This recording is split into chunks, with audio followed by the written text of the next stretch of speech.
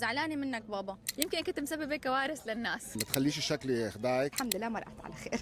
شو أكبر عيدية حصلتي عليها؟ أكبر عيدية بحصل عليها هلا إذا بشوف حدا كتير غالي علي اللي هو بابا. هلا أنا بابا بطل يعطيني عيدية. من زمان.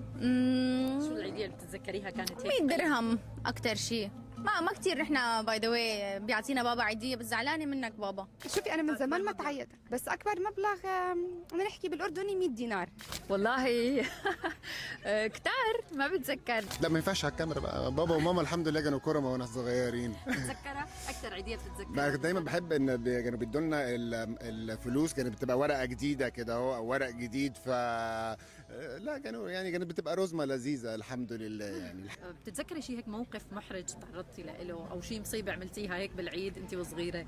بالعيد قبل بيوم بتذكر انه كان جاي على بالي كثير اني اقص غره عشان مثلا العيد واغير جو وهاي القصص. خليت صاحبتي تقص لي غره بدون ما تعرف ماما، وعلى اساس انه انا انحرق بالسشوار.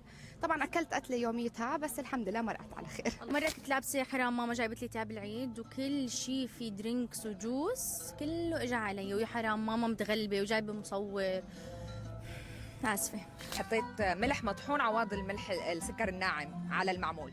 للأسف للأسف إنه أنا يعني كتير حدا هادي، طفولتي كانت جدا لطيفة وكنت الولد المثالي المزعج بمثاليته، فما في كان مواقف كارثية، بالعكس كان في دائما شفتوا رين شو عملت، عملوا مثل رين، وما كان في كوارث. يمكن كنت مسببة كوارث للناس. لا الحمد لله ما تخليش الشكل يخدعك. انا كنت راكز، انا هادي جدا يعني. لو امي كانت جنبي دلوقتي كانت هتقول عكس كده، بس انا الحمد لله يعني ما فيش كارثه ممسوكه عليا، ما في اثبات عليها. طيب مين الشخص اللي حابة يكون معك بالعيد؟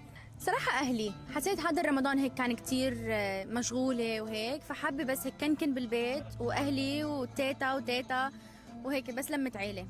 صراحة يعني الحمد لله أهلي موجودين معي، بس خطيبي لأنه هلا اوريدي مسافر هو، فكنت حابة إنه أول عيد يكون موجود معي، بس الحمد لله اتس اوكي. ده كثير غالي علي اللي هو بابا، بحضر معه العيد. كل أهلي كل حدا من عيلتي، كل الأشخاص اللي بحبهم. مراتي واولادي للاسف هم في لبنان، ويعني قلبي بيتقطع ان هم مش معايا.